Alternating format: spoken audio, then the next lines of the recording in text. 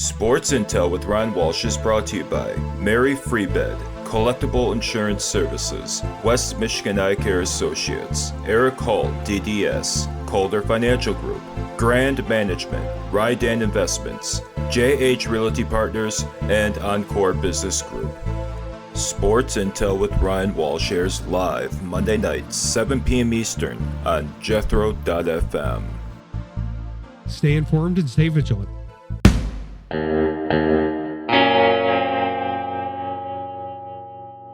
for joining us here on a Monday. We've got a lot of stuff going on here. We're doing kind of our last official week of the football season. We've got the Super Bowl coming up. I actually attended the Senior Bowl this week here, so we'll be talking with Zenner about that in the 7:30 slot, and then we'll have some Pistons in the 8 o'clock slot with all the NBA stuff going on. And then we got kind of a show first.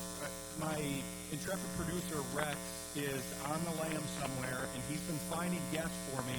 He wanted to do a Super Bowl preview, and so I think we're going to do that at 8:30, but he might even still be finding some guests for that, so we've got to figure that out. But we won't worry about that now because we know who the guest is here. This is going to be Tyler Sawa. He's been with us before. He does a podcast on the Lions and does a good job with it, and we wanted to talk with him about, we actually tried to get him on while the season was still going on, but unfortunately then we ran out of season. But we wanted to get his takes on the coaching staff and all the things headed into the season here. So welcome to the show, Tyler. We appreciate you coming back on. Thanks for having me, Ryan. Yeah, definitely. Yeah, so obviously we had a regrettable end of the season here, but I think the future is bright for the team. But just give me how you took in everything. I know you've been a long-time fan. That was a tough loss, but now it's time to kind of move on to next season here. Yeah, I think it took after a week, right? I think after watching the NFC Championship game, it's kind of when I put everything to hash and it's like, all right, let's reload for next year. Obviously there's going to be a lot of changes as far as the coaching staff having a brand new offensive coordinator, defensive coordinator, and then even a lot of multiple position coaches are going to have some, new faces in those slots. So I think after the NFC Championship game, watching that Philly Washington game, I think that was kind of like, all right, that this season's officially over. Let's get ready for next year. Yeah, and there's been so many changes. That's one of the things that was going to be an obvious thing to talk to you about. But the change that's been interesting to me as I've kind of taken it in, I've been a fan for a long time, and I've been obviously covering them more officially on the show for content reasons. But as a fan, it's been interesting to adjust my mindset from the old days where the season did not work like this for the Lions. Usually by sometimes the second half, whatever point in the season, you knew that they weren't going to be in the playoffs. You knew that there was going to be no bonus football for them. And so then you were immediately looking towards the draft, as maybe even before the season ended, because that's a whole market unto itself. And none of the coaches ever left. You were hoping to get whoever you could in the free agent market. It's fascinating to me to watch people deal with what we have to deal with now, which is being a good team, being a team that has a legitimate chance to win, had won this year before the injuries, and has one next year, depending on what happens. But they're going to lose coaches because they want coaches from successful teams. It's going to be harder to re-sign players because they've had a lot of players that have exceeded expectations and will need extensions and need to be re-signed. So it's just interesting to watch this because it's like we don't know how to process it.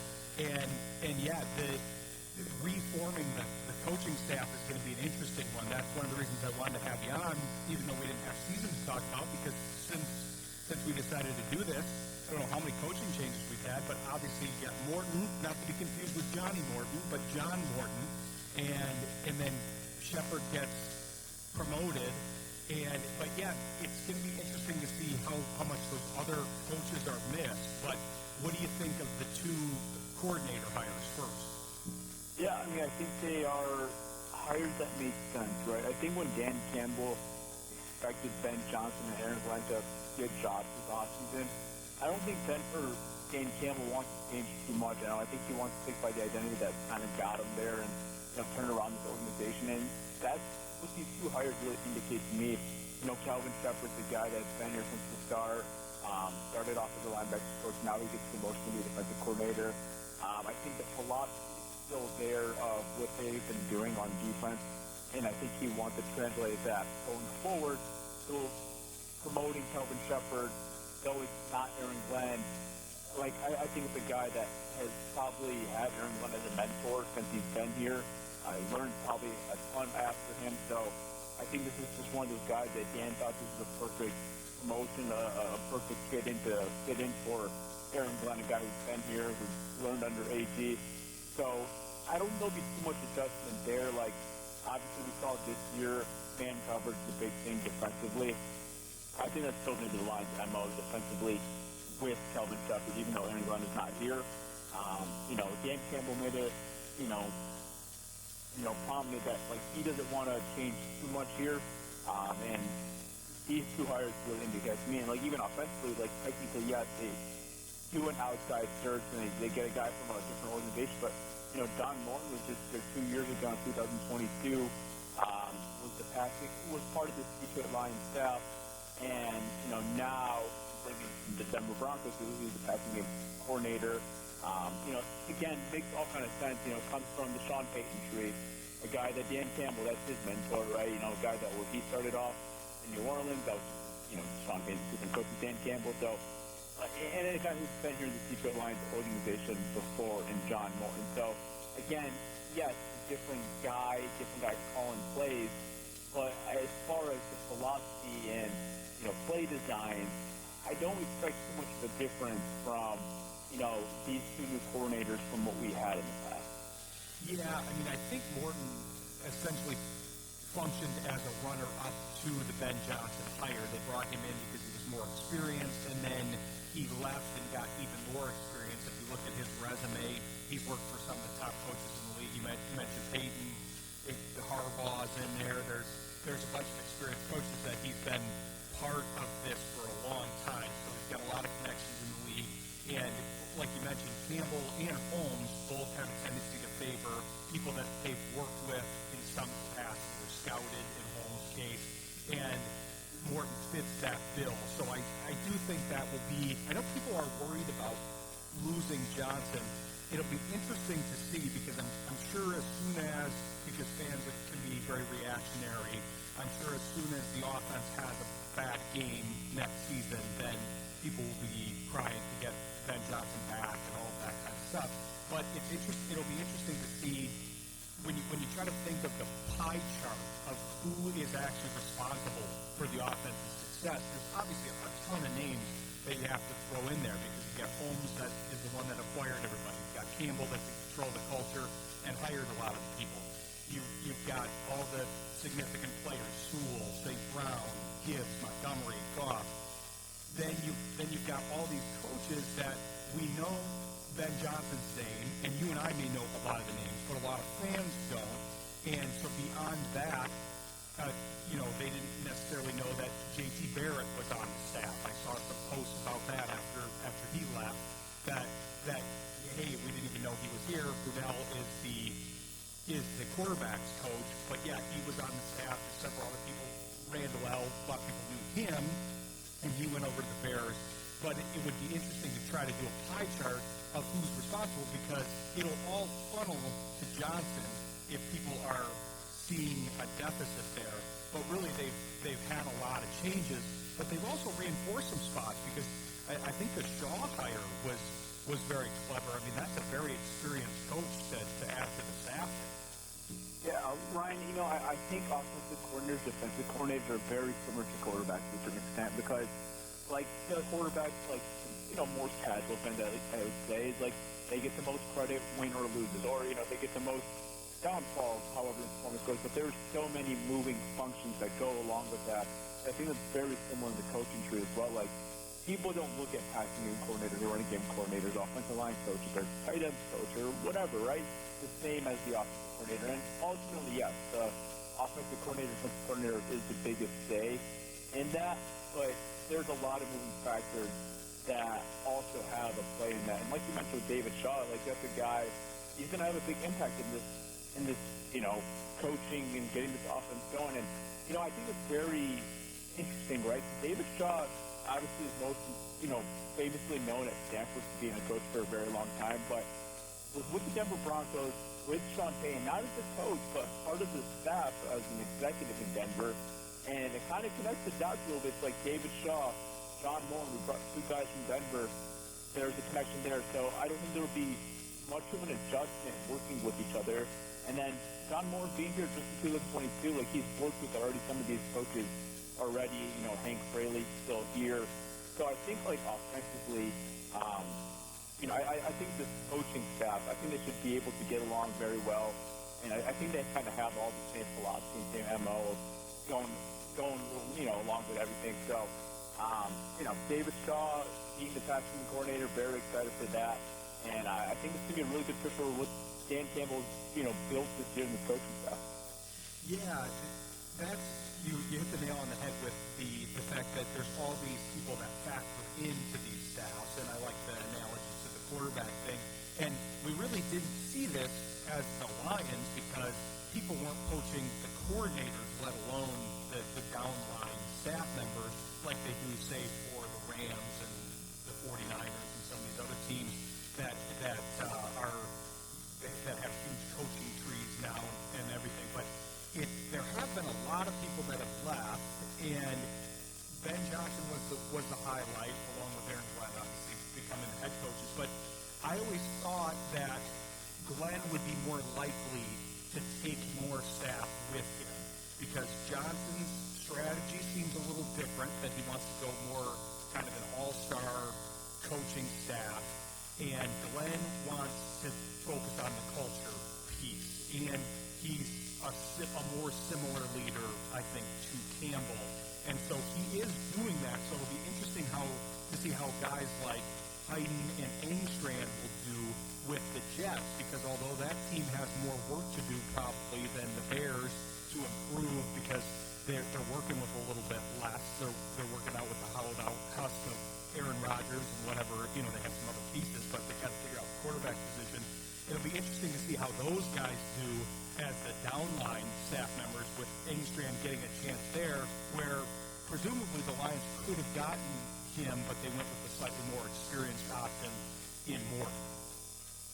Yeah, I think why that could have been an option as well as, going the more experienced route is because, defensively they're going to a rookie coordinator with Shepard. I could see when you have a Super Bowl window right now, I could see why you want a little experience as far as play calling, because there is a risk that you have no idea how this is going to work, especially going both sides of the ball with rookie coordinators. I mean, obviously Dan Campbell has shown he doesn't really care your experience. Like, he's going to go with whoever he thinks is best for the job. So I don't think it was a huge factor, but I think it did have a factor as well as having both sides, especially being rookie coordinators. And I think he likes to balance out the fact that Morton is a little bit more experienced, and then they can have younger guys, potentially although they are Shaw, underneath him. Whereas I'm wondering if he's going to do a similar thing like he did for Ben Johnson, hiring Morton initially with Shepard, if he's going to get a more experienced defensive coach to be an assistant on the staff there to help him along. That'll be kind of interesting to see who they add on that side, kind of to the other side of your point. Yeah, I think there are still some needs, obviously. They have gone a little young still defensively. Like, to take over Shepard's job is Sean Dion Hamilton, who was just playing not too long ago, was on this Detroit Lions training camp roster, I believe, in 2021 when Dan originally took the job, and now he gets promotion. So, as far as a veteran, they brought in Casey Rogers from Tampa Bay to be the new defensive line coach because they lost, Terrell Williams to the Patriots to be their defensive coordinator. So we haven't seen it yet, but I agree, Ryan. I think we could potentially maybe expect that, like a higher senior consultant or senior assistant, just to have some experience on the defensive staff. Because right now, as you mentioned, it is really young. And I feel like they could draw somebody in. That's the nice thing. So we're talking about the perspective negative of being a team that's successful, because then the other teams want your success, but you also can recruit people a lot easier, and we're seeing the other side of that, getting Shaw, getting some other guys that are big targets for other people. So, yeah, it'll be interesting to follow the additions to the coaching staff, but I want to talk about some of the personnel stuff after the break here. So stick with us. You're listening to Sports Intel on Jet FM. Coming back here with Tyler Sawa, giving us some good information on the Lions. We covered the coaching staff in the first segment, so I kind of want to move on to the personnel piece because that's kind of the next proverbial shoe that will drop with the fact that now you do kind of have a similar thing on the players' side where you do have more successful players, so you have players that can leave and probably get more money elsewhere, like Carlton Davis. He could probably re-sign for a higher amount at another team than Holmes would offer him, but I have to imagine the Lions would be interested in him unless they're happy with moving Robertson outside and Rakestraw being in the slot and all those things. But how do you see this offseason? Who do you think are going to be the priorities on the free agency side? We'll start with that side, and maybe we'll talk draft a little bit. Yeah, I mean, it's really interesting because, Ryan, we've actually been a good team, right? And, some different things happening, right? Now we're experiencing coordinators leave us different teams. And, we've seen it on the other side with us. Like, when we hire a new coach, they like to bring some of their former guys or former coaches with them. And now I could see something similar to that happening with, the Bears and Jets, right? Like being interested in some of our guys because obviously there's a familiarity. Like an example, right? In 2021, Dan Campbell bringing Alex Angeloni to kind of be that glue guy, that captain. And, he's stuck around for us for this whole run, right? And, he's still here, he's got another contract with the Lions. So when I look at this early free agency list, and I've heard some, rumors already, right? Derek Barnes, that's a guy I think that the Lions would love to have back, but I could see a team like the Jets, like Aaron Glenn, prioritizing Derek Barnes to be a little more than the Lions and saying, hey, I want you to be my guy. I want you to follow me here in New York, and, you're going to be a big part of this thing going forward. So I could see some of those type of moves happening on both sides, but, looking at this early free agency list, I think the ones that really stick out to you are probably, you mentioned him already, Carlton Davis. What are they going to end up doing with him? I think Kevin Zeitler's an interesting one as well. And then, you have some of those guys coming off their rookie contracts like Nicky Melifonwu, Derek Barnes. So those are going to be some interesting decisions. I think Leo Enrique is also in that conversation as well. I think talent-wise, you look at this team, I don't think you necessarily say any of these guys are must re-sign, that you have to get them back. I think there's some nice ones that would be nice to have them back, like a Kevin Zeitler or Carlton Davis. But I think very early on, I would say the biggest priority, I would say bringing back this offseason from the guys that we have already, I would say it's probably Kevin Zeitler. I think he was really good for this offensive line last year. Obviously, he's familiar with this group. And I think Graham Glasgow kind of having a down year, it's hard to potentially be a cap casualty and might potentially be a guy they move on from him, or maybe he takes a pay cut or whatever it may be. But I think having Zeitler still in one of those dark spots, and then maybe having Mahogany take the other side potentially, or it could be Glasgow, whatever it may be. I think that'd be really important. So, first one I'd look that's really important is probably bringing back Kevin Zeitler from our free agent. Yeah, I agree with you on that. I actually like the plan. I do think that Glasgow profiles as somebody that would potentially take a pay cut to stay, and then could be great value to be that sixth lineman that can both fill in for guard and center pretty well. And then you start Mahogany, like you said, and Zeitler. It's funny because at the beginning of the season, everybody was looking at Zeitler as kind of, okay, we're going to have him for a year, hopefully develop somebody else, and then move on from him. But, yeah, he was very strong still, and yeah, I really is a good veteran leader. So is Glasgow, so I think you'd want to hang on to both of them if the cap allowed. But, yeah, that might mean a bit of a pay cut for Glasgow, but you can hang on to those two.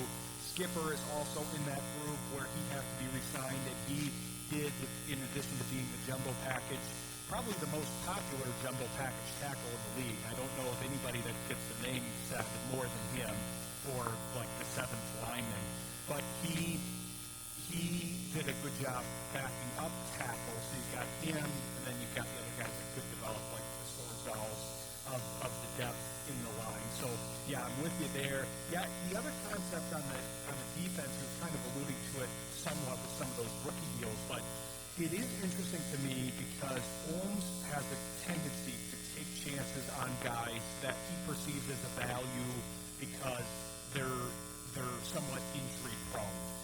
Davenport is a good example. Marcus Davenport, when they picked him up in the offseason. Now, he ended up getting hurt, which would have been kind of the predictive conclusion to it because that would be what the injury history would have said. But now he's got an interesting situation where between guys that he's drafted and guys that he's acquired via free agency, he's got several guys on his own team that are like that. You mentioned several of them. Melifonwu, Barnes is in that category, Davenport, Balloons-Enrique, all of them have injury histories to contend with, and you don't know how that's going to affect their value. And so does that mean that they can re-sign them cheaper? Can they get somebody like Barnes, or is Glenn going to overpay for him, even though he knows the injury history, because he wants him to be one of his staples on the defense? So, yeah, there's going to be a lot of, and Davis is kind of in that same category. He was hurt at the end of the year, and is his value depressed? Because what I've seen in the open market is people are predicting around $18 million for him, and I can't imagine Holmes would do that, but we'd have to see if he would take less to sign with Lions and what the open market would be. And, yeah, one of those open market teams probably isn't going to have the Super Bowl hopes that the Lions will. Yeah, 100%. Like I said, I think for the most part, you look at the starting group, I think you feel pretty confident. I think the most important thing this offseason has to be is, addressing the trenches. I think more importantly, the defensive line, just getting some more consistent players in that position. Other than that, I think you look at who our free agents are. You have all the key guys pretty much locked up. That's something that Brad's done a really good job is paying our 4 guys already. And, I think that could be, and also an extra part of this offseason is paying more of those 4 guys. Maybe you extend Hutchinson this offseason, maybe you extend Kirby Joseph, right? I think we're getting to more of those conversations rather than making the free agency guys the biggest priority, the main priority. Now they're going to have some prioritize some of these guys. They're going to obviously want to bring some of them back, but I don't look at it like previous years where they're saying hey, we have to bring this guy back. I think everything would be nice, but there's not really one that really sticks out to me. Yeah, that is a unique part of their position as well because the big thing, the difference from last year to this year, we're talking about a lot of differences. That's been the theme of the interview here. The coaching staff being coached versus having to replace coaches that they got fired or underperformed, staying with the players. We're probably going to lose more players than we typically do. But they have a unique position that doesn't have anything to do really with the success of the team or the place in the league that they're at. But it's the fact that they lost so many people on defense, some of whom are free agents, but they're going to return a lot of those. So the defense is automatically going to be better, and the team, even if they lose some of the players that we're talking about, is still going to be better because you're rostering so many more players, and you were able to build up maybe some depth options by identifying, okay, does O'Connor make the end of the roster, or Muhammad, or guys like that, or Robertson moving outside, I think, was a revelation that was good for them to find because I always wanted them to try him on the outside, but it made sense to go with Davis and Arnold. But trying him on the outside may mean they could let Davis walk and get a cheaper out from there. But that's the big thing to watch next year because I think people are watching these pieces go down, but you got to remember that you're returning a bunch of pieces, like you said, that may get re-signed. Hutchinson, Williams is in that group too. J-Mo might be re-signed there. So that there's reinforcements coming. 100%, yeah. Meek Robinson moving to the outside towards the end of the year after that Buffalo game when Carlson fractured his shot is an extra element. But I think if you said in the season, I think a lot of people would probably put Carlson as one of those big necessities. Yes, we would love to have him back, but now I look at it yes, it'd be cool to have Carlson back, but I think we have some guys that we feel comfortable with. Arnold's going a year 2. I think you obviously are going to slot him into one of those outside cornerback spots, and then Meek Robinson's still here. I mean, yes, you could in theory put him back in the nickel, but I think he played really well on the outside, and I think you kind of feel comfortable going into that. That's not an issue. And if they could save some money and maybe use that cap towards other positions, I think a lot of fans would agree to that. And then, you drafted Ennis Rakestraw in the second round. I don't think Brad drafted Rakestraw just to be a depth guy. Like, I think he had plans of him eventually being a starter, and yes, the season got disturbed with some injuries, so maybe that hurts his development a little bit, so maybe they still go out there and bring in a corner. But I think overall, like, if we said going into the year, our starting cornerbacks are going to be Ferdinand Arnold, Meek Robinson, and then Dennis Rakestraw on the slot, I would feel pretty confident that. Obviously, you have to go out there and get some depth guys, but as far as the main starters, like, that doesn't sound bad. And if we could save some money on Carlton Davis and use that towards a different position and reinforcing the defensive line, you could sign me up all day for that. Like, I'll take the reinforcements of the defensive line rather than bringing back Carlton Davis. That's an option. Yeah, because they still ended up in a similar situation to last year. I know the discussion at the beginning of the season was, okay, we're kicking Vildor down the depth chart, and then he still ended up being factoring in at the end, which is kind of ironic. But yeah, I agree with you. I think they kind of stumbled on something as far as scheme-wise that worked really well. But yeah, great stuff. We appreciate you being on the show. Tell people where they can find you here. I don't know, are you doing much of the podcast in the off season, or probably more sporadically? Yeah, I mean, we're still going to plan to do it once a week. Right now, obviously, there's some, parts of the season or the offseason, let's just say, where it's a little slower and a little drier, so there's not much to talk about. But, all the way now to the draft, hopefully we can still keep that weekly consistency right now. So that's the plan right now. So, yeah, you can find us at the Pirate Podcast, wherever you get your podcast at, Apple, Spotify, wherever. We will be there. So that's pretty much it, Ryan. Appreciate it. Yeah, thanks for coming on the show, and we'll definitely have you on here probably as we approach next season here. Sounds good, Ryan. Thanks for having me again. All right, thanks, Sawa. Take care.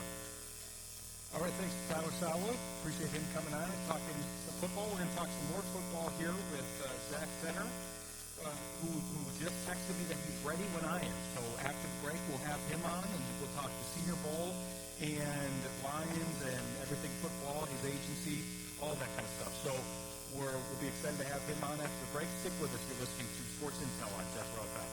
Happy to come back here with Zach Zenner, former Lions running back and current NFL agent, or football agent, I should probably say, because he was at the Senior Bowl. And I'm curious what you thought of the Senior Bowl experience. I'm sure that wasn't your first time there, but they gave us a good game. I was down there with you in the stadium. I don't know where you were, but it was a good game, and there was a lot of players scout down there. Oh my gosh, yeah, Senior Bowl, right? Known for always, famous actually for having some top talent that's headed towards the NFL.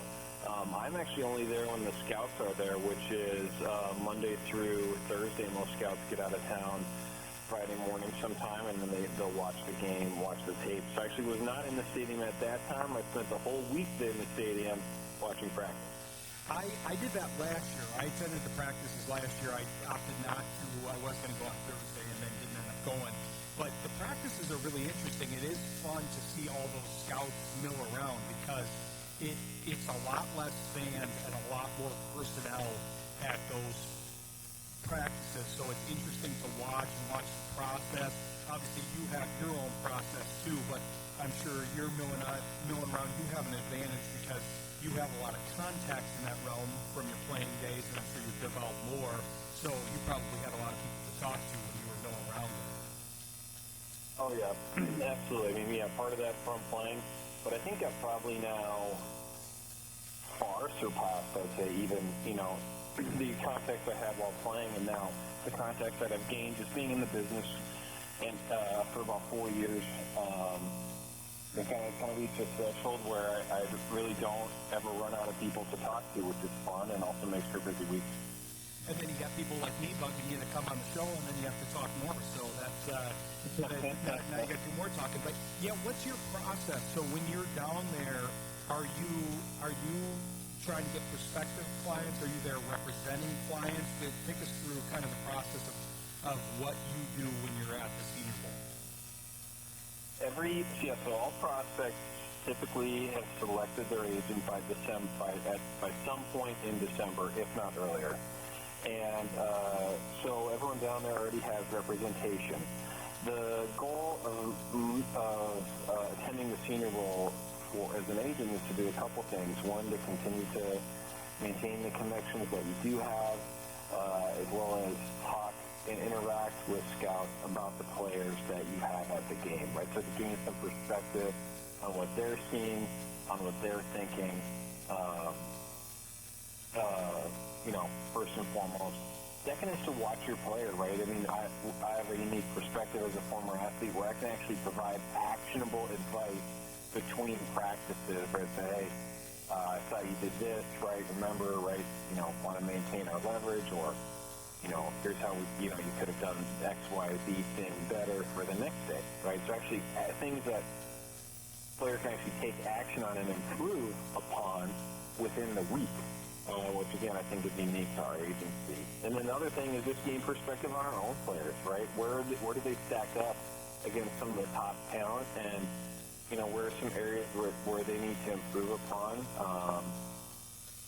and how do they look, right? Like how do they look next to these guys and improving the story we can tell. And then last but not least is just support for our players, right? Hey, did your lucky headband break, on the in transport? I got you. We'll head to Dick's and pick you one up, right? So you need some socks? Got you, right? But just, just there as a player support if anything like that comes up as well. Well, how do you replace a lucky headband? How do you give it luck? Do you, rub a rabbit's foot on it or something?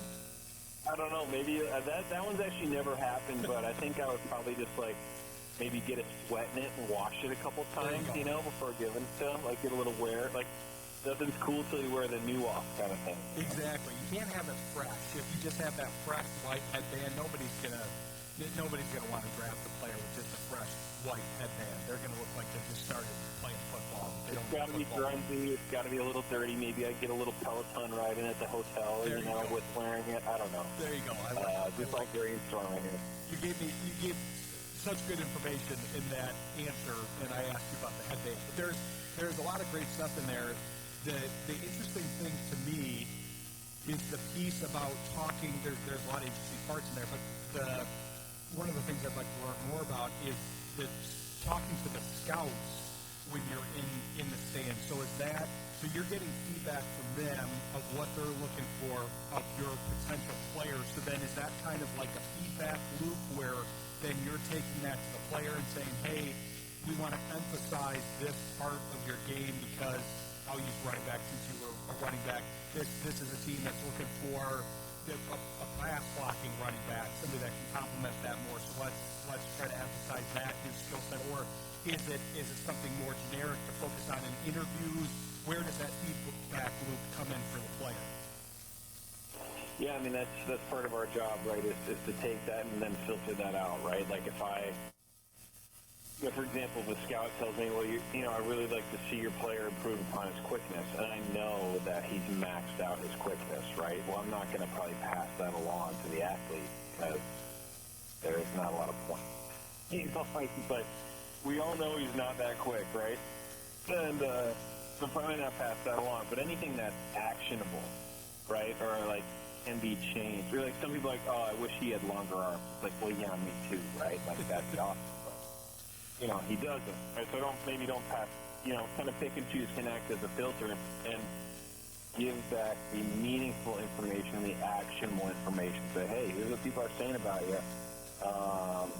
Let's work on X, Y, and Z to potentially address those deficiencies or at least improve upon.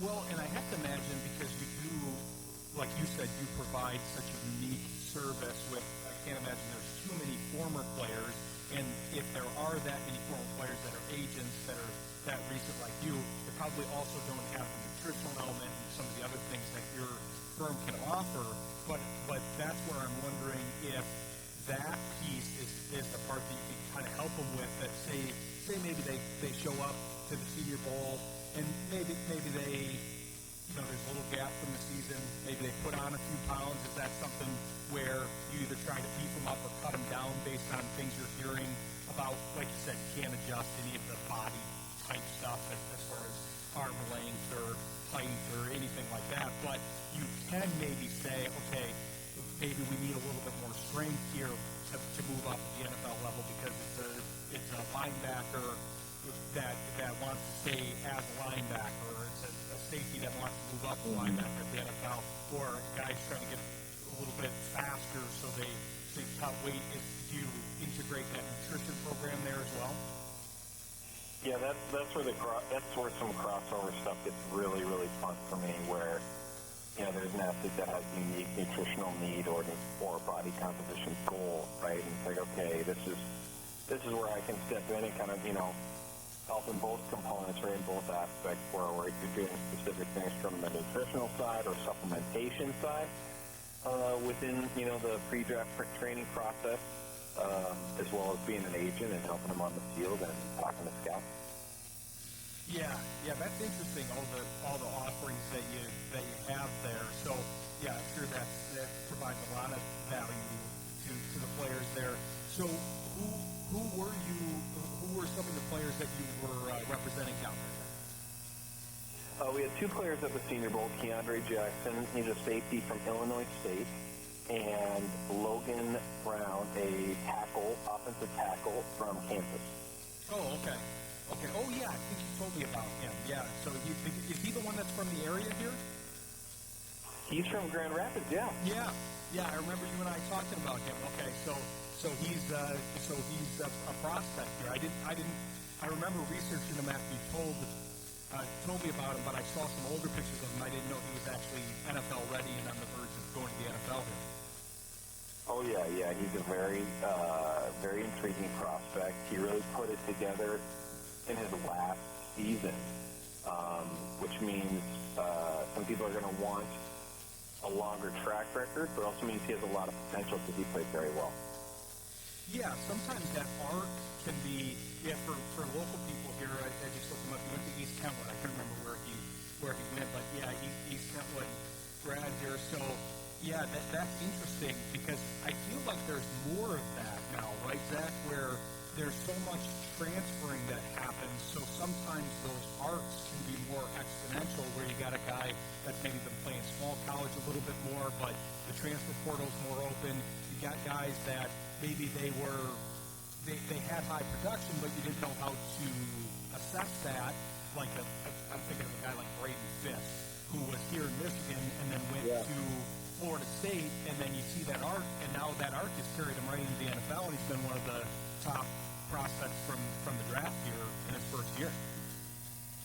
Right. I mean, darn near, you could have made an argument he should have been defensive rookie of the year. So exactly right. So there's the player evaluation field is so fascinating and interesting. You hit on a really interesting component of it, which is the balance of your current production versus the magic P word, which is potential, right? Where it's like, well, Braden Fisk had all this crazy production, right? Like, but it was in the MAC. And say, hey, can he do that at the NFL level? Well, he answers that question in the best way and makes it be down at Florida State with that dominant defense and goes in whatever it was, the second round, right? Awesome. Versus a player like Logan Brown, who, really doesn't have a lot of college starts to his name, but is extremely talented, right, from a height, weight, speed perspective, and put on a great year of film, right? It's kind of like, where's the, where does he fall, right, in that spectrum? Versus you compare it to me, okay, I played at South Dakota State at FTS school, had very good production. I played a ton of snaps, but people kind of knew exactly what I was, right? They knew exactly who I was, the exact type of player and person I was. There was nothing, there's no magic, right? There's no, nothing behind the curtain, right? Like this is who he is, and I went undrafted, right? In the sense of, it's called being over-evaluated, right? Where it's like, well, we see him here now, and ultimately watch a year of tape, and you don't get better, right? And you're that same person that just continues to lock you in at that lower level instead of, hey, I'm going to go to the NFL. Now there's all this potential and what a person could be, and in many cases that helps their stock in the draft. Right. Yeah, and that's pretty common in sports. I feel like you see it in basketball the most because there's so much projection in basketball because the guys are so young. At least in football, there's a requirement for them to stay in college a little bit later, but they're still, there's guys that develop a little bit later than others, as I'm sure you've seen with teammates and guys who represent. So that's interesting stuff. I have a couple questions for you based on that, but we've got to take a quick break here. But Zach's given us some really interesting stuff on the agency side of things and player perspective, so we'll pick it up with him after the break. Stick with us. You're listening to Sports Intel. I'm Jeff Ruff. Coming back here with Zach Zenner. So, Zach, I got a small world thing for you. I was looking up Logan because I wanted to see where I wanted to see where he went to high school, and I was looking up him. I've actually met him. I realized after looking at pictures of him, I actually met him when he went to East County. Awesome. So, yes, really good kid. Very good. And he was really, I remember it stuck out to me how polite he was.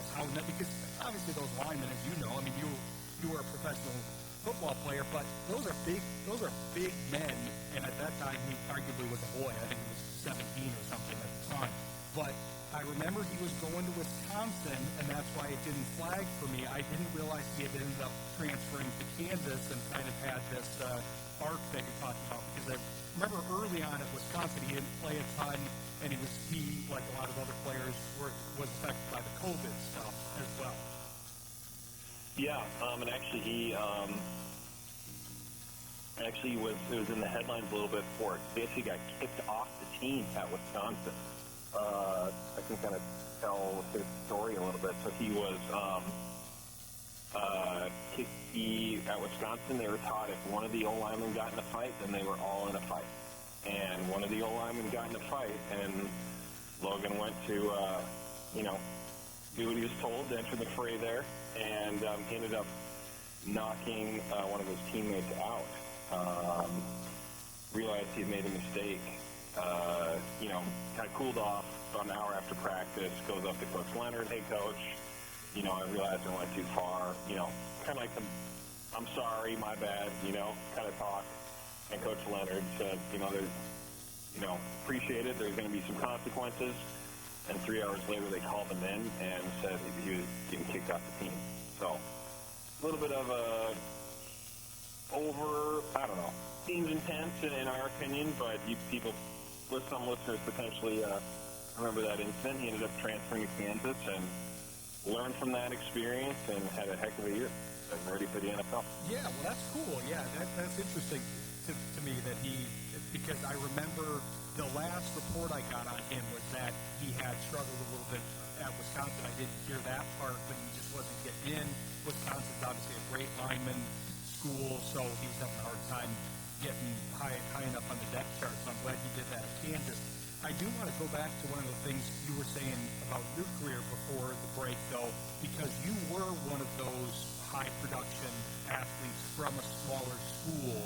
If you went, I don't know, you probably thought of this maybe, but if you played in this era, if your age was such where you played in this era, do you think you would have tried to go into the portal? Because I imagine that the Division I teams would have been interested in you based on your production. Do you think you would have tried to kind of increase your platform there?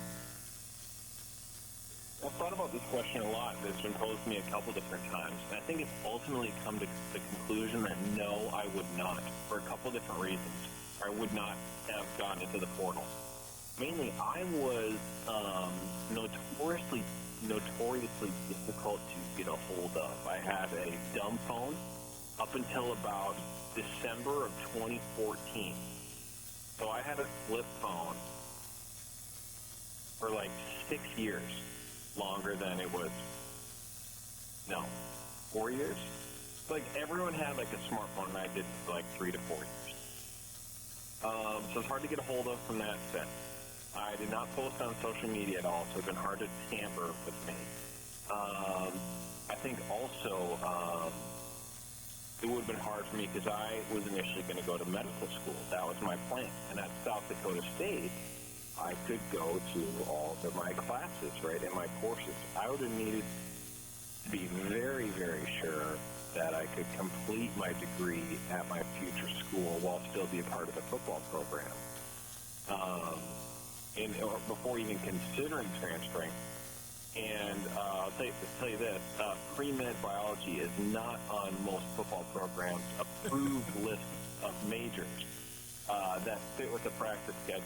So I think ultimately all those factors would have said, no, I probably would have stayed. So I was initially going to go to med school and would have understood the importance of finishing out my degree and getting that bachelor's pre-med designation. Yeah, that makes sense with the medical school piece. I didn't really think of that when I was asking the question. The cell phone piece is funny to me because now it's ironic. You're an agent. You've got to be on your phone all the time. You can't get away with a flip phone anymore. Dude, you're exactly right. So I was the type of player, honestly, when I was done playing football, I was just going to throw my cell phone in the woods, and just call it a day. You want me to come, knock on my door. And I ended up in the complete opposite profession where I had a client call me at midnight the other night, and I picked up. I always, my phone's always on. My clients can call me at any time, and if I don't answer, I'm probably on an airplane. That's about the only reason. Interesting. Yeah, that is funny. And yeah, the expectation has changed now here for people too. Because I was somebody that didn't necessarily carry my cell phone with me all the time. And so now, if you don't get back to somebody quickly, they often may think the worst or think you're ignoring them or whatever. It's like, no, I just was doing something else for 2 hours. I wasn't really focused on my phone. But the mentality... I don't know, Matt. I would push back against it. I've talked about this with some people, some of my nutrition clients, actually, where, I have a client, and she's always got her phone with her. And I said, hey, just set it down, turn it to Do Not Disturb, and set it face down in another room while you go have lunch, just for 20 minutes, right? She works from home, kind of always connected component, right? Right. I'm like, it'll be anxiety-inducing at first, but then you'll get used to it, and people will just know, and you can just tell people, hey, I'm going to start taking a 20-minute lunch. You won't be able to get a hold of it. Or if you start a new job, you can set that precedent. Hey, I don't answer calls.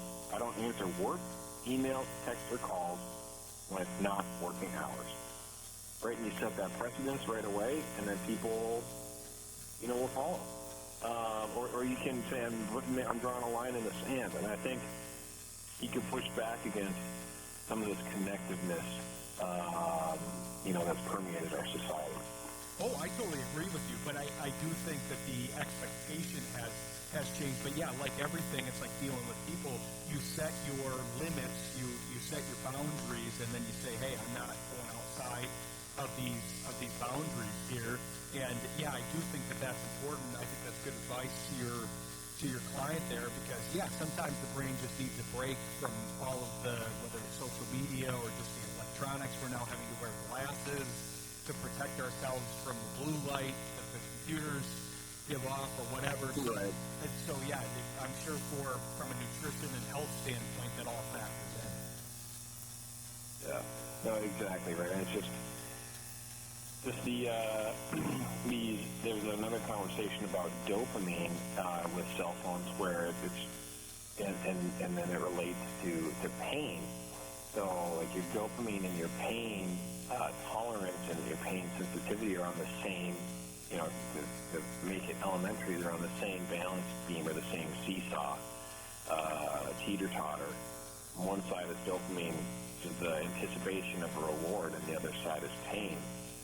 When we've done a very good job with eliminating the most painful things in our life with technology, you don't even have to turn around to back up your car anymore. It just pops up on the screen. So compare that with, you also have a dopamine, stockpile in your hand all the time with notifications and buzzes and dings. I think that's why there's some challenging things like cold plunges are so popular, because they kind of reset that system that is being hijacked, right? That Candy Crush and all other apps on our phone are vying for our attention to hijack that system. That's interesting. Yeah, I'm a big believer in I take a lot of cold showers and do breathing exercises along with it and stuff. I found a lot of benefit for that, but I also do other things that turn off my brain, like meditation and lying on the bed, brushing that, all of that kind of stuff. So, yeah, interesting stuff. You have a lot of stuff going, so I got to give you time to put in all the plugs so they can find you for all this great advice that you're giving everybody. Yeah, thanks. Appreciate it. So, yeah, doing agency stuff and health coaching, right? Helping people get more energy, improve body composition, be sharper mentally. Doing that for anyone. You can message me. I'm active on X. You can follow me on there, message me on there. Also active in posting on LinkedIn and Messenger on LinkedIn as well. This is my name, Zach, and I'm just doing it from my personal account. Got free consults. You can book, hey, 30 minutes to see what it's about. A lot of good stuff, and I've been helping a lot of people. I just had, while I was in Mobile, in the downtime between practices, I wrote a couple of new client plans. So custom plans, and got a couple of those done while I was in Mobile. So to tie it all back to the original conversation. That's interesting. Yeah, that's great. Yeah, you've got a lot of stuff going. Every time I've talked with you and interacted with you, you're clearly on the rise with all this stuff. So be sure to reach out to Zach for any of those services and whatever else he ends up offering, because I'm sure the offerings will increase here as he goes and builds his empire. But yeah, really appreciate you being on the show here, Zach. Hopefully we'll have you back on, because I'd like to get into some of those deeper issues that we got into at the end. It's all very interesting stuff. Yeah, no, yeah. Likewise, Ryan, enjoyed it as always, and we'll talk soon. Sounds good. Thanks, Zach. Take care. You bet. All right, thanks to Zach Zenner. Yeah, that was great stuff. Talking about the nutrition side and the dopamine and all of that stuff. All that factors into our day-to-day lives here. We're going to turn our attention to basketball here after the break. We're going to talk to Sean Murphy about the Pistons and probably about the NBA at large, because there's a lot of trades going on. So stick with us. You're listening to Sports Intel on Jeff Roth. Happy to bring on our next guest here, Sean Murphy. Been wanting to bring him back on. He gave us some great stuff as we were getting ready for Pistons season, but then we got caught up in Lions coverage.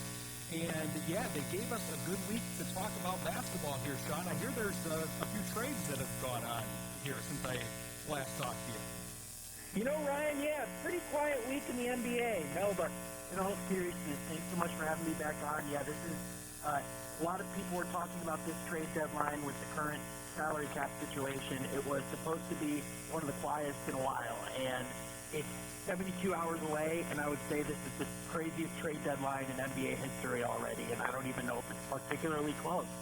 So it's an exciting time to be a fan of the National Basketball Association. Yeah, I would imagine, I mean, you cover basketball, you're a credentialed reporter, but I imagine even you, pretty much everybody that I've talked to about the big trade, there's a lot of big trades that have happened so far, but obviously the biggest one being Luka Doncic for LeBron James, going over to be with LeBron James for Anthony Davis. I think everybody that I've talked to, basically, because there are some outfits out there that on X and the different social media platforms that post satirical information, I think almost everybody was programmed and said, oh, this is one of those. This is okay. They're being funny. Yeah, sure, Luka traded to the Lakers. That's real funny. And then you go and you see the reputable ones actually tweeting about it, and I think people had a hard time believing it. People thought he was hacked, like straight up.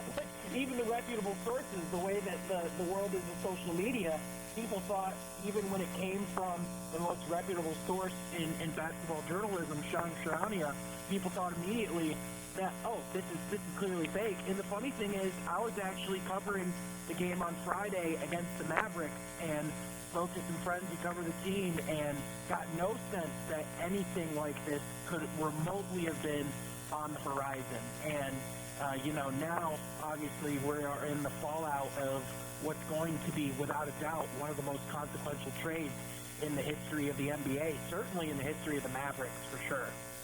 Yeah, I mean, it's got to be one of the biggest trades ever. I still am having a hard time believing it. I know there's a lot of kind of conspiracy theorists that go to different things because it ends up being the Lakers. And Yeah, you would think if you were the Mavericks, you would want to test the market on somebody like Luka, because the market would be almost every team would be interested in him. And so I think that's the part, as far as the return goes in this actual trade. I know people are saying, hey, Anthony Davis, but to me, Anthony Davis has always been about potential. And that potential, there's got to be some time that we give up on the potential of that. He has an injury history. His distance shot is not consistent enough. It was the best in the bubble where they had the clear sight lines. This is not a guy. I know I keep hearing that he could be a top 5 player in the NBA. We already know that Luka is in that conversation. So it's an interesting trade value thing, because there are some people. You may have even heard Greg Kelser say it. I heard him say it the other day on the broadcast that he was saying that he thought Davis may be a good fit with the Mavericks. I understand what they're saying, but in comparison to Luka, it seems kind of wild. Yeah, I think it's one of those trades where on paper you can understand the concept of what they're thinking in the sense of Anthony Davis, like you said, it is a lot of potential, especially his offensive game has really been the talk, and it's not always really come to fruition. I think the one thing about Anthony Davis that is known is that on any given night, he could be one of, if not the best defensive centers in basketball. The problem is he's always hated playing center, and he's going to a situation where he's going to be able to play his natural position, the floor. The thing is, if you look at his numbers, he is less effective when he gets farther away from the basket, and this is a guy who wants to play farther from the basket. Anthony Davis didn't hit his growth spurt in high school until his junior or senior year. So, historically speaking, this is a guy who's used to playing a point guard position throughout his childhood. So, he's never really been a natural center. He's never really liked playing it, but that's where he's best. So, to me, the whole notion that they gave up on Luka Doncic because of his conditioning and because of his injury concern, and because of that, they're going to go to Anthony Davis and Kyrie Irving, two of the stars that have been known for missing the most games over the course of the last decade. To me, it just doesn't necessarily add up. And, I agree with you that some of the conspiracy theories I've read have been really fascinating. So here's what we do know. So Nico Harrison, the general manager of the Dallas Mavericks, he used to work for Nike. And in fact, he was actually the Nike rep for Kobe Bryant and Anthony Davis. And Rob Pelinka, the general manager of the Lakers, used to be the agent of Kobe Bryant. So throughout the years, those guys have had a very close relationship, both working and personal. They leaned, according to reports, they leaned on each other pretty heavily during the death of Kobe Bryant, even during the trial that Kobe went through back when, he had his whole situation in Colorado. So these are two guys that have known each other for a long time. So my understanding is the reason why he went to Rob Pelinka and nobody else is because he wanted Anthony Davis because of that pre-existing relationship and who Harrison believes Anthony Davis is as a player. I'm not saying that's the right move because I think they traded, one of the greatest offensive players in the history of basketball at a way too early of age. And if there's any player that I don't want to publicly bet against, it's Luka Doncic. So to me, the Dallas fans have every right to feel as angry as they are. And, just if you're from the outside looking in, you're in disbelief that the Lakers just stumbled into yet another superstar. Yeah, it'll be interesting to see how he fits there. I mean, he could fit on any team, but one of the arguments that I understand the argument, but it doesn't really go very far. It doesn't handle a counter argument very well, which is people were saying, well, look at the splits when Doncic was there versus when he wasn't there. He's been hurt for the last month or so. But that's true, as you know, following basketball for a long time, covering basketball. That's true for any situation. If you have a high usage player, that usage is going to spread out amongst the other players and therefore increase their point totals, their assist totals, because Luka puts up such a wide array of stats high in every category, basically, that all those stats have to go somewhere because they're going to have to, even if their scoring average goes down as a team, they're still going to have to score a certain amount of points in an NBA game, no matter who you have on your roster, who you have playing. We're seeing it with the Pistons now, with Ivy out, that was kind of when Hardaway started to get more minutes and more usage, and therefore his numbers went up. That's just something that happens with any team. But I've seen that argument. It's like, yeah, that's true. That's going to be true on the other side. If you put Davis there, and then his usage is going to go up there, and everybody else's is going to go down. Right. And the big thing is Anthony Davis, as good of a player as he can be offensively, he's not really a shot creator as much as he is a play finisher. And, going into a situation where with Dallas, like, yes, you still have Kyrie Irving, who, whenever healthy and, whenever he's feeling it, he is still one of the most dynamic guards in basketball himself. There's certainly no denying that. But now teams are going to feel a lot more, privy to really blitz Kyrie Irving. And the question is, when Kyrie Irving's going to have to pass, who's the person that you're expecting to create their shot on this team? Is it T.J. Washington? Is it Klay Thompson at 35? Is it, are you looking at, guys like Derek Lively to do things that they don't normally do? I mean, Anthony Davis, obviously, he's going to probably want to play more by the perimeter, and if he does, his efficiency is going to go down. So, again, I don't think this is like as great of a fit as some people are presenting it to be. I definitely can see how they can be competitive in the short term. But if you look at just some of the other trades and the other improvements that teams are making in the West right now, like the Spurs are going to be a lot better very quickly. The Houston Rockets are looking really good, and they can make a move themselves. I think with this trade, I think what you're going to see over, the course of the next 72 hours, and then, of course, this summer, is a lot of teams reacting to the fallout of this trade because the entire landscape of the Western Conference and the league as a whole just completely shifted in the last 72 hours.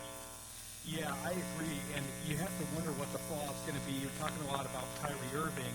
And truth be told, I've never been real high on him because he can be, he's another one that's kind of in the Davis category, but a little bit different, where he has all the potential in the world if he's focused on basketball and healthy and in the right situation, but that hasn't always been the case. So his trade value has varied wildly throughout his career, depending on who he's played with.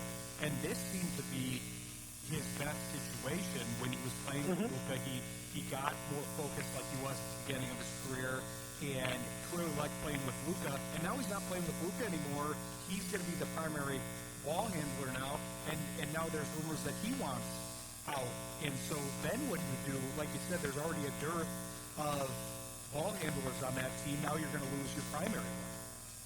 Yeah, and, it's going to be fascinating because, the rumors are, he could potentially want to look elsewhere. It could also be that he, is wanting to create leverage to, get max dollars this summer.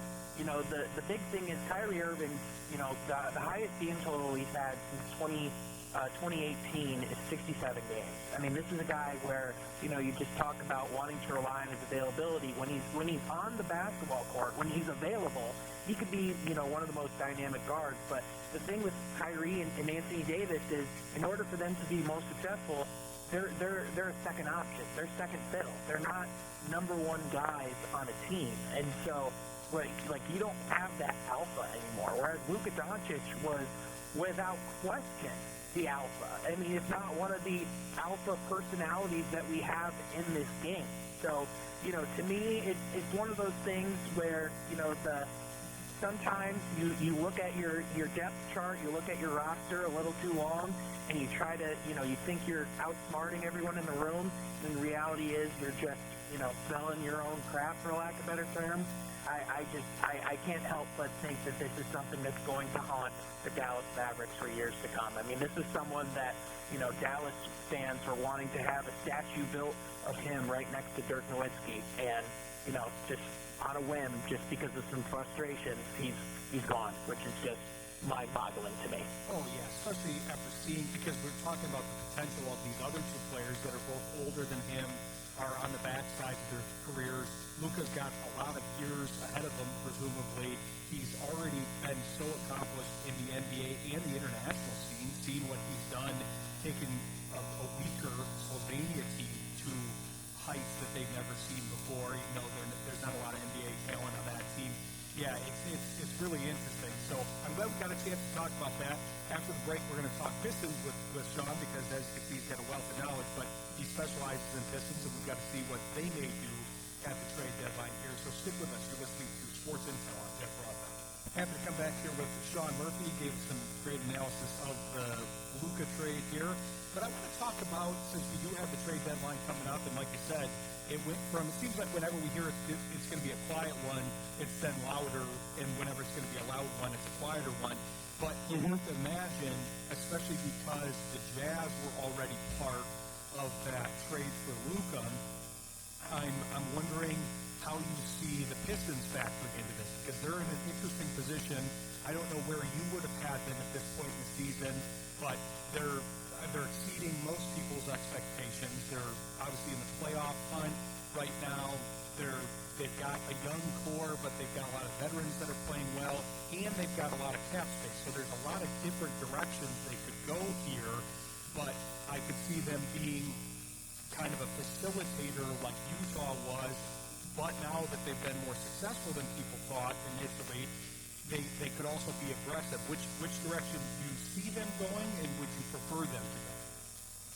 Yeah, so I think anyone in the organization, would probably have a hard time denying that they think that they're ahead of schedule as far as where they're at in the season right now. I mean, Vegas had their over-under this season at 25.5, and if they were to win tonight, they would already get over that 25 threshold. So, 50 games into the season, they're already at a better win total than their past two seasons. So, certainly a massive success of the season as far as what they were setting out to do.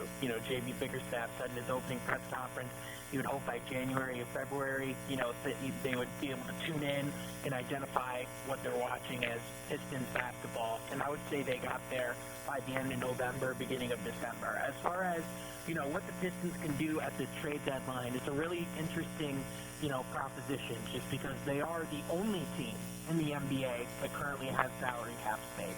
And, with the current landscape, there's a lot of teams that in order to get deals done, like a Jimmy Butler getting moved, as, reports are saying that Phoenix are looking to really make that deal happen, the Pistons are going to be vital in making that happen because they are the easiest team to move salary to. Now, all reports suggest that the Pistons, although, they're not looking to, speed up their schedule right now, which I think makes a lot of sense because a lot of, this group that they have, they've gotten them to this point.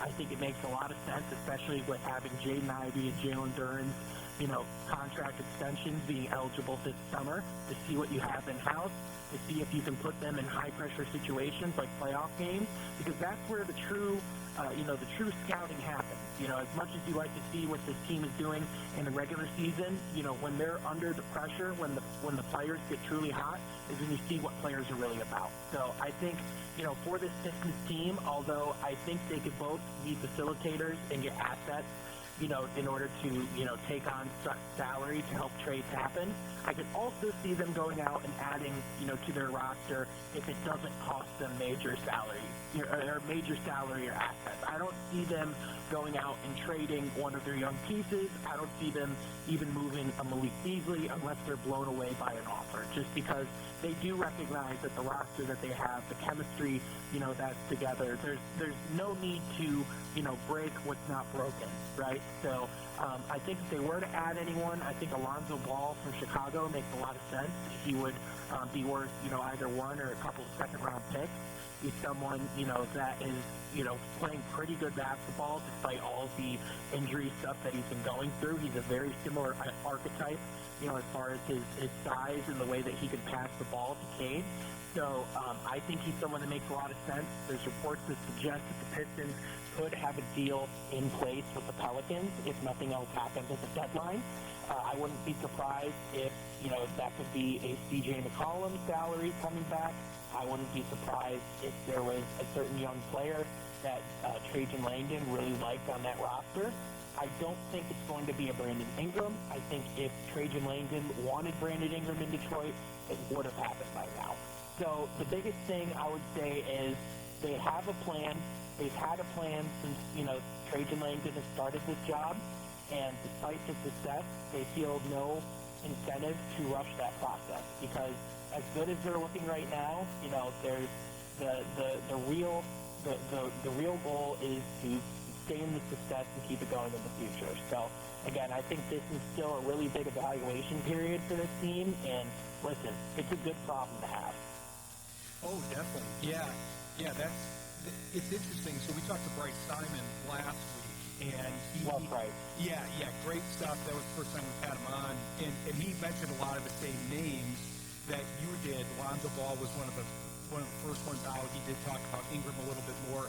I'm with you. If they're going to do something with the Pelicans, yeah, Ingram, I think that's too much of a combination of some of the things that we're talking about, the injury history, kind of like the Davis and Irving, not playing enough games. I think that messes with the chemistry a little bit. It might suppress Thompson's growth, some of the other younger guys.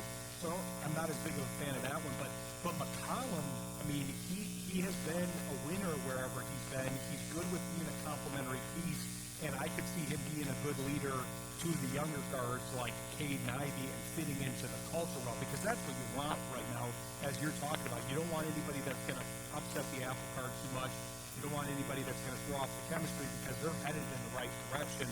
So you don't want anybody screwing up the locker room chemistry and what you have already prepared in the salary cap, because as you said, Sean, they are in, I think, a completely unprecedented position, basically being the only team that can take salary on at the trade deadline in this new apron world that we have. Mm-hmm. So that's a real advantage that they obviously couldn't plan on everybody else being that in the situation that they are, but they're in great position. Yep, another player that I was told could potentially be on his way to Detroit from New Orleans if they were to make a transaction is Jordan Hawkins.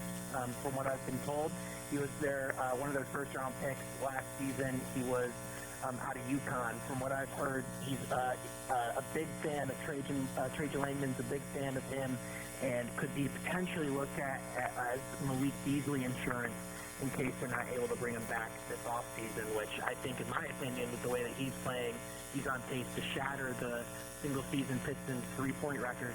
I think keeping him in Detroit is going to be a potential priority for them going into the offseason. Oh, yeah, he's exceeded every expectation you can possibly have for him. Plus, I think he's really one of their – you're there in the building and everything, so you know better than me, but from watching it, it seems like he's one of the real leaders of the team, too, so he's provided much more value on the court as far as what he's done relative to his salary. But he seems to be one of the guys that really has provided that veteran leadership, too. Yep. Beasley talked about in an interview with Clutch Points recently that one of the reasons why he came to Detroit was because he wanted to prove what he could do both on and off the court. He wanted to showcase, what he can do offensively, which I think he's definitely done in Detroit, as good of a three-point shooter as he's been. The thing that's been impressive to me is how he's essentially been, the second unit scoring for this team and is able to allow Cade to get reps when needed. On top of that, you just look at the fact that he has been a massive role model for, a lot of the guys in this locker room. I mean, day one, he claimed Ron Holland as his rook, and, Ron Holland has been tremendous this season, is continuing to grow even in his three-point shooting as well. And, all the guys just talked about how big it's been to have, those veterans. And the biggest thing that I think Malik Beasley brings, obviously the leadership and the mentorship, but, there's a real chemistry and, this team is having fun, which as silly as that might sound, this is a team that, this time last year was absolutely miserable and struggled to find, the motivation to get wins on a night-in, night-out basis. Now, they're over 500 and have confidence and are in a position to potentially not even have to play in the play-in tournament. They could potentially be the 6th seed and play the New York Knicks in the first round of the playoffs. Yeah, that's wild that they played themselves into this. I mean, I was more bullish on them than most at the beginning of the season because I liked the direction that they were heading. I liked a lot of the acquisitions. But yeah, their play has exceeded basically any reasonable expectation at the beginning of the season, like you alluded to with the win line at the beginning. But yeah, great stuff. Sean, appreciate you coming back on. We'll definitely have you back on soon because we centered around the trade deadline, but we got to talk more of the players and your thoughts on them. So we'll have you back on soon. But tell people where they can find you here in between. Yeah, absolutely. Appreciate you having me on, man. You can find me on Twitter. I refuse to call it X. On Twitter at Sean Halfcourt. You can also find my podcast on YouTube. It's called From Half Court. Going to be covering the Pistons and also potentially, if that bid goes through, a Detroit WNBA team as well. So appreciate you having me on, man, and looking forward to talking more hoops again real soon. Definitely, yeah. Be sure to follow both of those. I'm with you on the WNBA thing. I love the shop. I was a big fan of them, and so I'd love to see them back. Be sure to follow Sean on both of those. And Sean, I call X Twitter at least once a show, so I'm with you on that. So I hear you on that one. But yeah, we'll have you back on too. Appreciate you coming on. Sounds great. Thanks for having me. All right, thanks, Sean. All right, thanks to Sean Murphy. He did a great job covering the NBA here. And I'd like to preview the next segment, but I don't really know what we have going here. Rex has booked this for me, and all I'm told is that there's a Super Bowl preview in the works. So hopefully I'll get some more information in the break here. Because this could be a little chaotic, I want to make sure to plug the sponsors here. We want to thank Mary Freebed, Collectible Insurance Services, West Michigan Eye Care Associates, Eric Hall Aesthetic and General Dentistry, Encore Business Group, and our new sponsor that you may have heard in the commercials, Calder Financial Group. So we're thankful for them and thankful for everybody appearing here. But yeah, we'll see what happens next. So I'm told it's a Super Bowl preview, and it's a special guest or guests, I'm not really sure, that Rex has booked. So stick with us. You're listening to Sports Intel on Denver FM. Yeah, listeners of the show may probably have an idea that most of the time we have the show pretty focused on beat writers and athletes and people that are kind of well prepared, and we talk to them well in advance. This is a little different. I think this may be a call-in here that Rex has organized. I'm told this may be a representative for the Eagles talking about the Super Bowl. So, sir, I apologize, but I don't know your name. Yo. Are you on the line? Hey, can you hear me? I can hear you. How are you, sir? Yo! It's Rocky Motorola. Hey. I'm from Philly. How you doing? I'm doing fine, Rocky. Are Motorola of the phone fame, or is it? Yeah, it's my nickname. It's not my real name, but I've never been on the radio before. You never know who's listening. I don't want to give you my real name, but you can call me Rocky Motorola. All my friends call me Rocky Motorola. I love Rocky. I love Rocky Balboa. I use my Motorola. So I got my name Rocky Motorola. But can I just take a second and just give a couple shout-outs? I got a couple people back home listening. Okay. Mitty, Ray, you know who you are, man.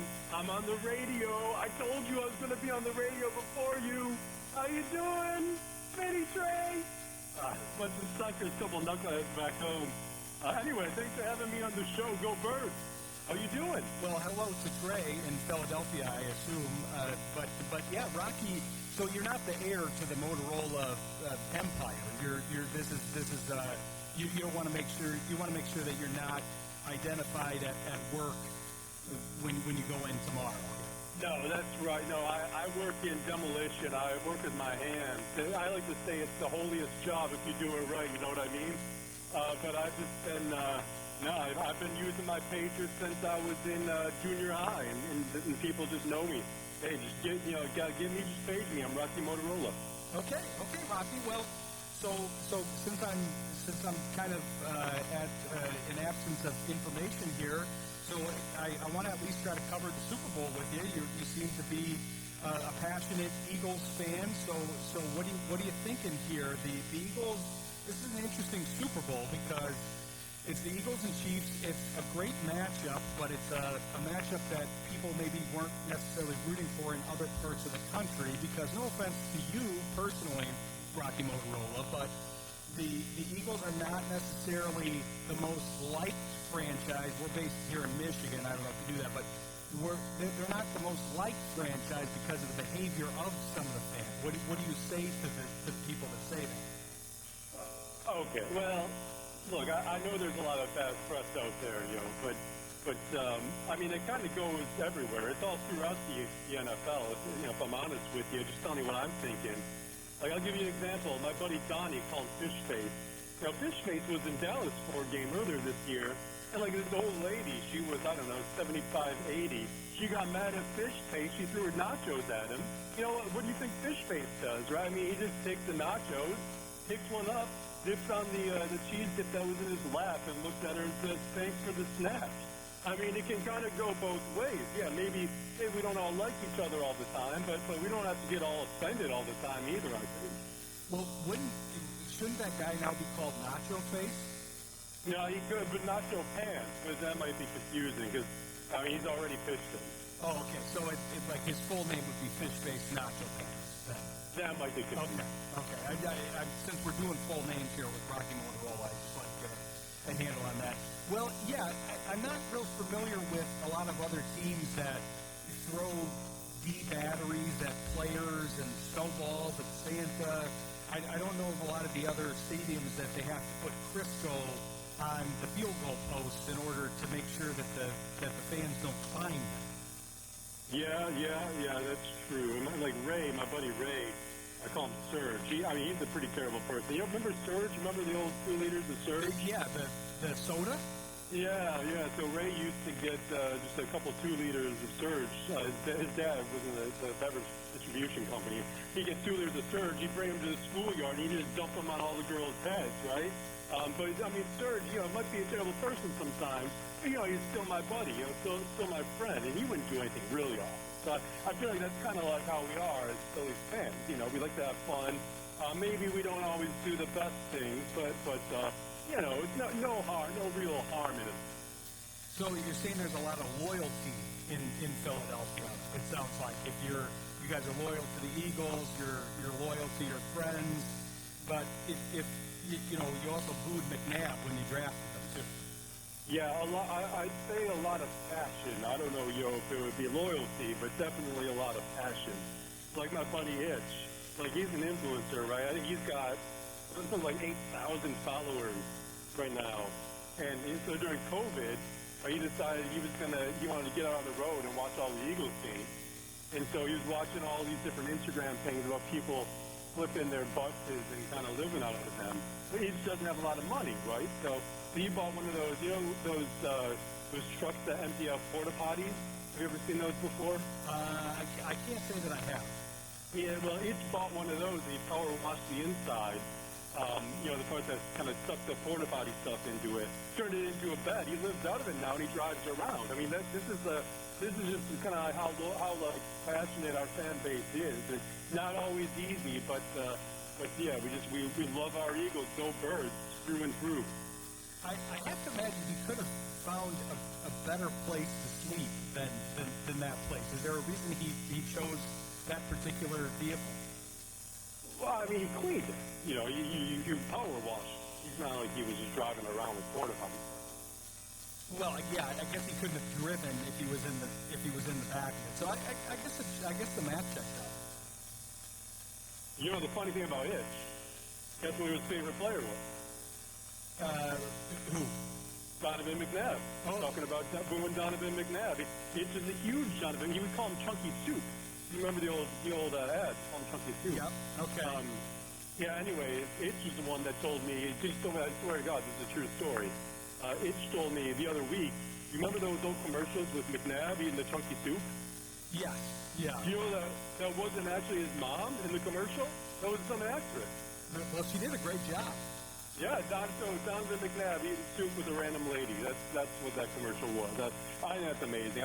I didn't mind Donovan McNabb. I mean, I think sometimes, I wish he would have acted a bit more disappointed maybe when things didn't go our way. Understand that we love misery a little bit too. I think he kind of laughed off a little too much, but I mean, he put up stats and he won a lot of games for us. And that was back when we had Andy Reid too, who we. Rest in peace, Mr. Reed. We missed you, man. We wanted you back.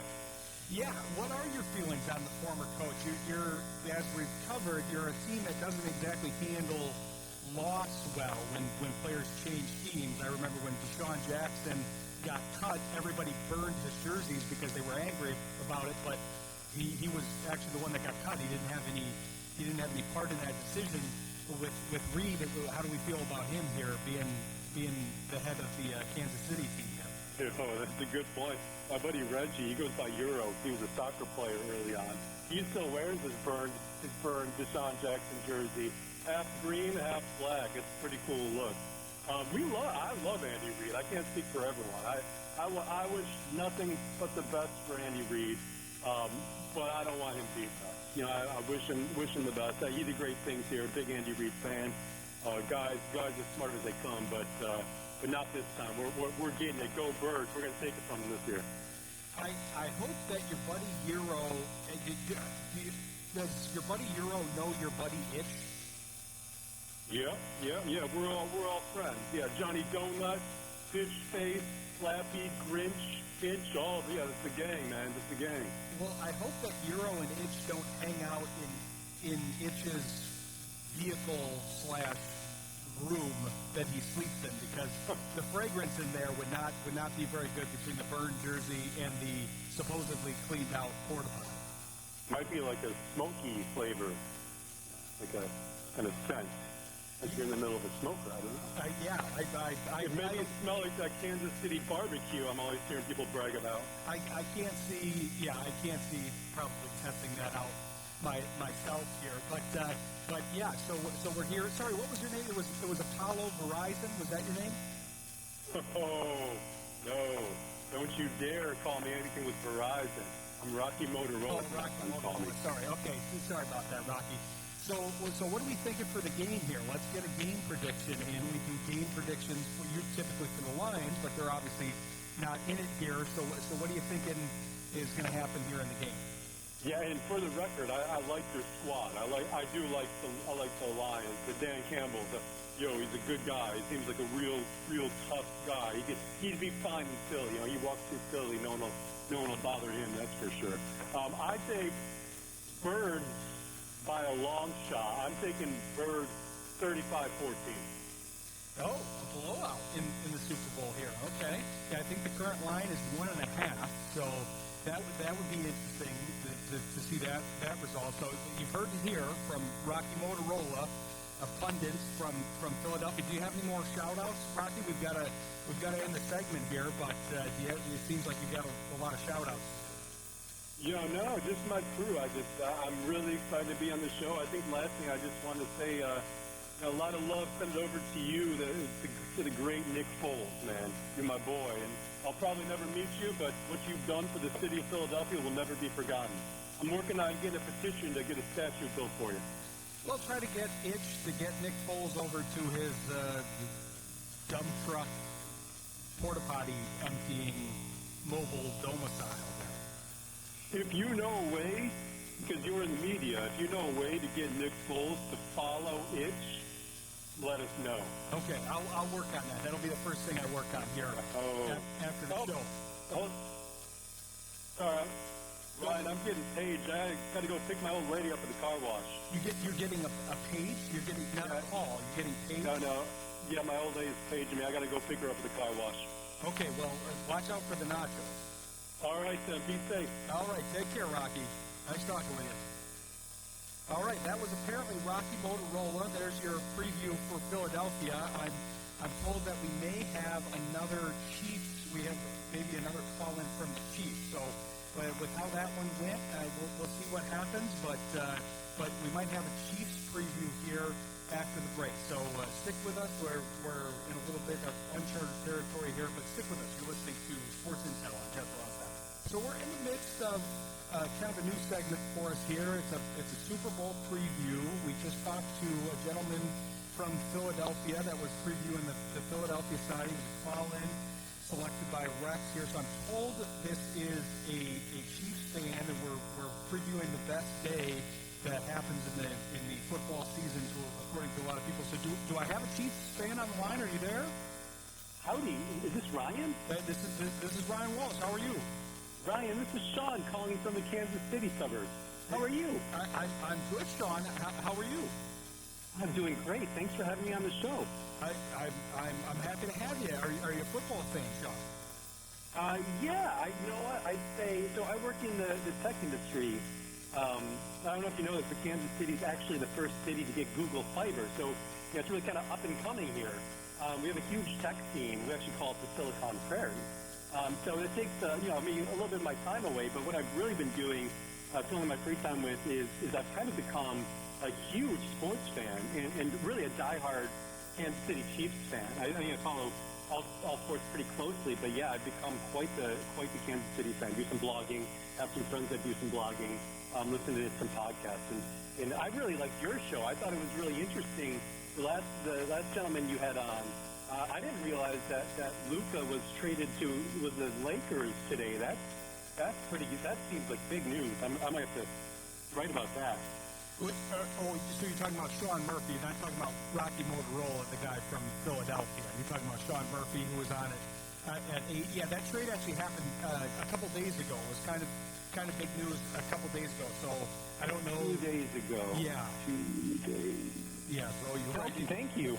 Okay, you're writing notes there. So yeah. So you're interesting. So you're the mastermind of this. Is it a blog that you write? Yes, I write it's called The Chiefs Era.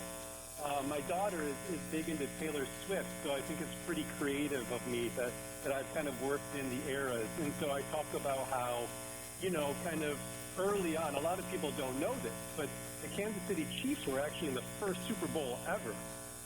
And so I talk about the early Super Bowl era, and then right after that, it kind of moves into the pre-Andy Reid era.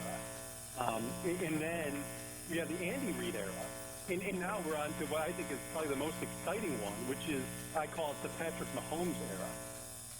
Okay, you're losing me a little bit because I'm not really a Taylor Swift guy, but I'll shake it off. But the long story short, you have a blog, and now you're covering the eras. Wouldn't this still be the Andy Reid era, though? Well, Andy Reid is our coach. It's been like Patrick Mahomes, so he's our quarterback. He's actually been really good the past few years, and he kind of helped us win some Super Bowls. So that's kind of why I call it the Patrick Mahomes era. Oh, okay. So you kind of go with the most prevalent figure.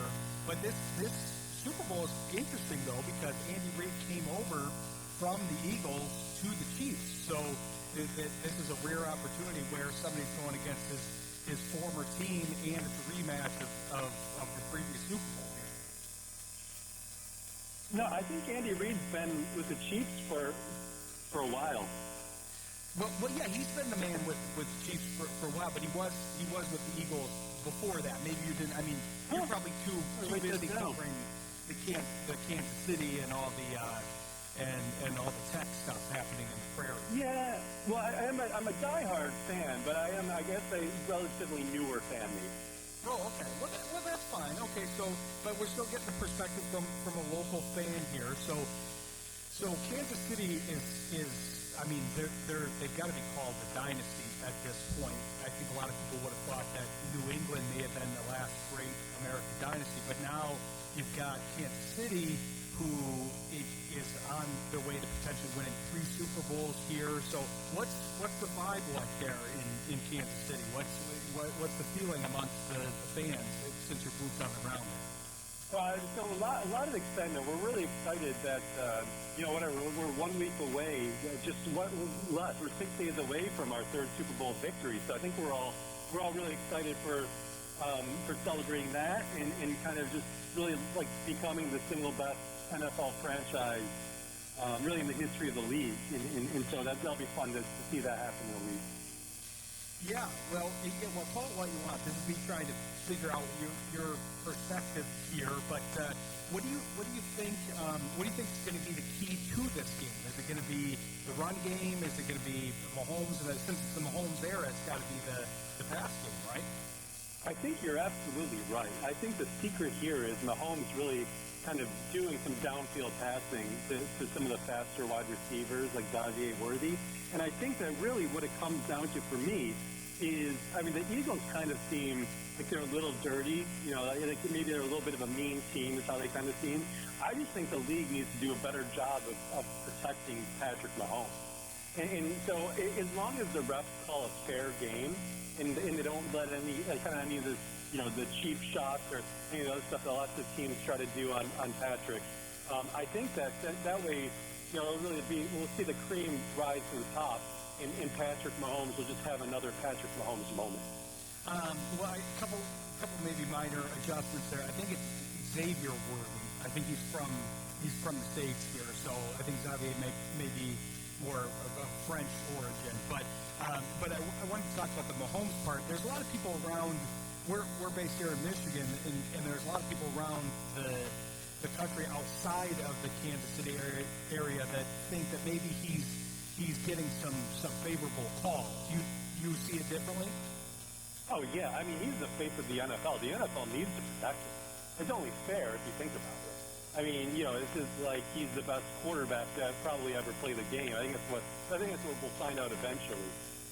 Certainly the best quarterback since I've been watching this sport since 2020, and I just haven't seen anyone better. So I think that if the league doesn't protect him and doesn't call, if people kind of get near him, maybe like push him after the play, there's no need for that. There's no reason to do that. No room for that in the game of football. So I think people complain about not getting calls all the time. I think that's kind of a normal thing that people complain about. But if I look at it, I just think everyone still seems to be mean out there towards Patrick Mahomes. And I think I applaud the league office for helping try to keep him healthy and upright. Well, I got to tell you, you might be it was Sean, right? I got to tell you, Sean. Yeah, that's right, Ryan. That maybe you might be in a little bit of trouble and have some bad blood with some folks here in the Michigan area, because a lot of people here think that Tom Brady, with his success in the Super Bowl, is the one who would be the greatest of all time quarterback. I think that's fair that right now I think right now he is the greatest of all time. I don't debate that, but I mean, I just think you look at Mahomes, and as long as no one kind of hits him too hard, I think he's going to end up having the best career. But that's why the league needs to protect him, so he can become that way. I believe I saw on. I agree with you. Exactly right. On one of the TV programs, I think Kevin Hart outlined. I don't know if you saw that, but Kevin Hart outlined how you're supposed to tackle Patrick Mahomes, which I think it takes two people. One takes the top half, and the other takes the bottom half, and then a third person comes underneath them with a blanket and a pillow, and then they lay them on the blanket and a pillow. Is that? Would you like that to be a rule change then for Mahomes? I mean, I don't really care what the rules are. I just don't know why the defenses just don't seem to like him. And I think that I think that the defenses should just kind of give him a little more respect with what he's trying to do out there. He's trying to win games and be like the best quarterback ever. And I think that the league seems to understand that, but the defenses don't seem to. I just think I think they just need to realize that they just kind of probably need to not get their hands on him as much, and just kind of let him make his throws, and then they can guard it when the ball's in the air. But we'll see. Well, I think that's the secret. I think that's the key to victory. Is as long as the refs call a fine game and kind of keep people off of Mahomes, because they're trying to hurt him, and you shouldn't be able to try to hurt another team's player. So I think that's probably the key to the game for me. But I think that Kansas City's. I think that it's almost a foregone conclusion that they're going to win. I was looking up. I think the game is going to be pretty close. I think that Kansas City is going to win between 1 and 2 points, I think. Well, so you think it's pretty close. The betting line, in fact, is 1.5 on the game. So that's where I don't know how you get a half point in football. Yeah, it's difficult, I think. That's why I say kind of between 1 and 2 points. Oh, okay. So it could be a quarter of a point, 3/4 of a point. You're given some variation. Well, I just think, I think it's going to be. I think Kansas City by. If I could just pick a number, I'd say by 1.5. But I'll say maybe like 1 to 2 points. Okay. You're really covering all the bases there. Well, where can people follow your blog here? We got to get going. But what's your blog's name? So I haven't actually published it online yet. I mostly print it out and kind of pass it out at my family gatherings. But when it comes out, I'll let you know. It's going to be the Chiefs Era is what it'll be called, as long as I haven't taken that domain yet. Okay. Well, keep us posted on that, and be sure to send me some, and I'll try to distribute them. But thanks for being on the show, Sean. Really great. Thanks for hearing me out, Ryan. I had a lot of fun. Okay. Take care, Sean. All right, well, that was your Super Bowl preview. I hope you got some good value out of that. I appreciate you listening to the show here. And be sure to listen to the show next week from 7 to 9 and the Sports Project from 7 to 9 Wednesday and 10 to 12 on Saturday. Until then, stay informed and stay vigilant, and we'll talk to you next week.